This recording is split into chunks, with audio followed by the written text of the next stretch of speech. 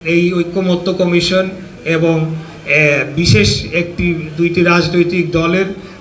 নিত্য নতুন দাবি দেওয়ার মাধ্যমে তারা বাংলাদেশকে যে স্থিতিশীল হওয়ার যে প্রক্রিয়ায় আমরা নিয়ে যেতে চাচ্ছি সেখান থেকে বিচ্যুত করে শুধুমাত্র তাদের ব্যক্তিগত কিছু ফায়দা এবং তারা আমাদের সাথে বা নেগোশিয়েট করতে এসে যাতে কিছু তারা ফায়দা নিতে পারে সেটার জন্য তারা বারবার জাতীয় নির্বাচনকে বাধাগ্রস্ত করার জন্য নিত্য নতুন তারা দাবি তুলছে এবং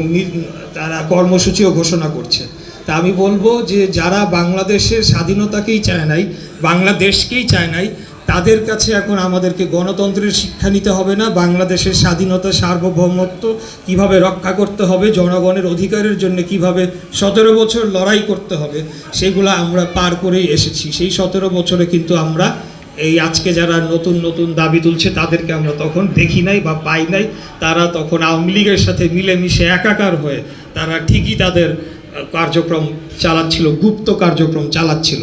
তো তারা যদি কোনোভাবে নির্বাচনকে ভণ্ডুল করার কোনো চেষ্টা করে আমরা ধরে নিব এটা বাংলাদেশের বিপক্ষের একটি ষড়যন্ত্র এবং সেটাকে আমরা কঠোর হস্তে প্রতিরোধ করার জন্যে বাংলাদেশের কে রক্ষা করার জন্য ঢাকা শহরের জনগণকে নিয়ে যা যা করার প্রয়োজন সেগুলো সব কিছু আমরা করবো ইনশাআল্লাহ।